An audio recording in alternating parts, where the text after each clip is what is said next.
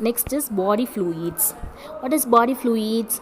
Body fluids is consist of a water and substance. So the water and substance, it will be dissolved in them. That is called as a body fluid.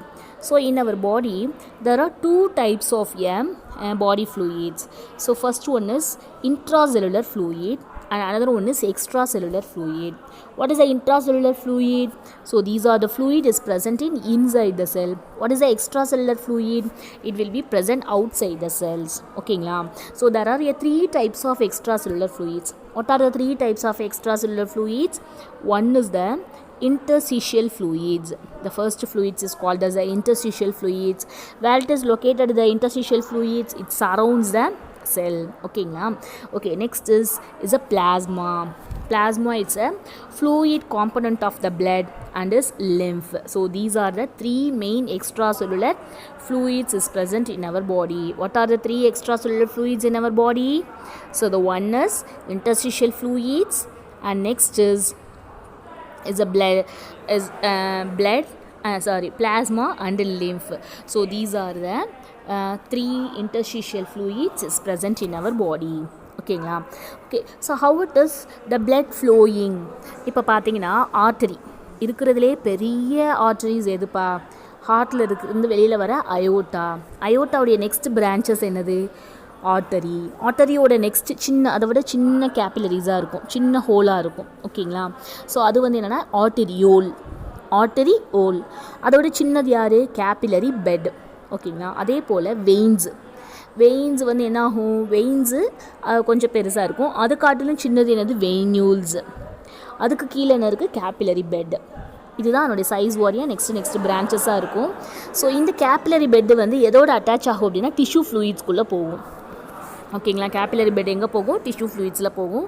So இது வந்து இப்போ நம்மளுக்கு ஒரு question இருக்கும், ஆர்டரிலாம் என்னப்பா function பண்ணும்? Artery only carry the oxygenated ஃப்ளூயிட்டை மட்டும் தான் கேரி பண்ணும்.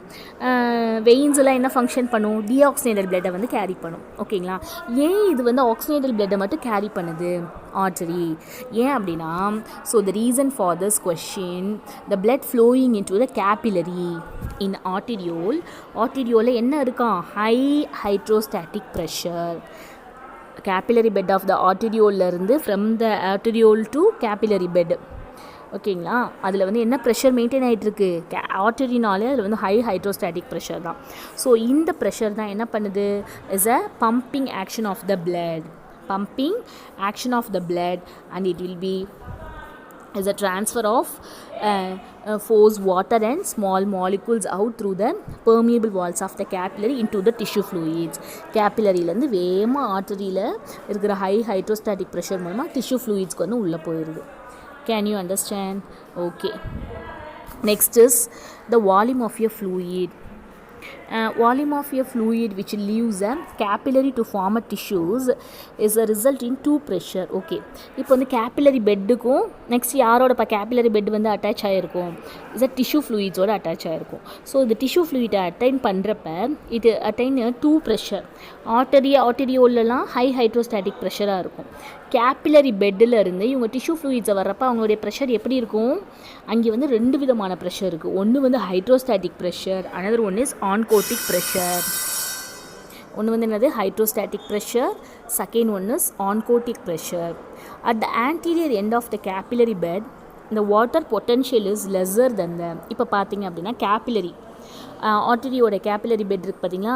அதில் வந்து வாட்டர் பொட்டன்ஷியல் வந்து lesser than the hydrostatic pressure. So lesser than the hydrostatic ப்ரெஷராக இருக்கிறதுனால தான் இந்த கேபிலரி பெட்டு எங்கே உள்ளே போகுது? டிஷ்யூ ஃப்ளூயிட்ஸ்குள்ளே போகுது. அதே நேரத்தில் இந்த டிஷ்யூ ஃப்ளூயிட்ஸில் இருக்க ப்ரோட்டீன் வந்து எப்படி இருக்குமா? லோ கான்சன்ட்ரேஷனாக இருக்கும் is compare than the plasma. ஓகேங்களா? ஸோ நெக்ஸ்ட்டு வந்து வீனஸ் வந்து ஒன்லி என்ன பண்ணுது? வேஸ்டேஜ் பிளட்டை மட்டும் தான் கேரி பண்ணுது.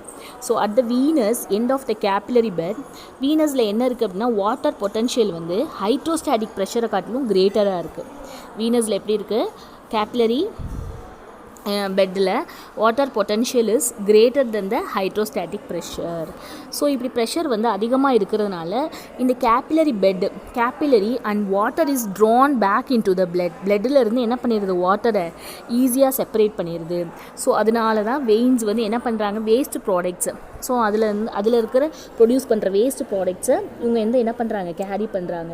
ஸோ அதனால தான் வெயின்ஸ் எல்லாமே என்ன ஃபங்க்ஷன் பண்ணுறாங்க, வெயின்ஸ் எப்பயுமே என்ன ஃபங்க்ஷன் பண்ணுறாங்க, டிஆக்சினேட்டட் பிளட்டை கேரி பண்ணுறாங்க. ஆர்டரி வந்து என்ன பண்ணுறாங்க, ஆக்சிஜனேட்டட் பிளட்டை கேரி பண்ணுறாங்க. ஏன் வெயின்ஸ் டிஆக்சினேட் பிளட்டை கேரி பண்ணுறாங்க, the water potential is greater than the hydrostatic pressure. So this is the reason for this question. Can you understand?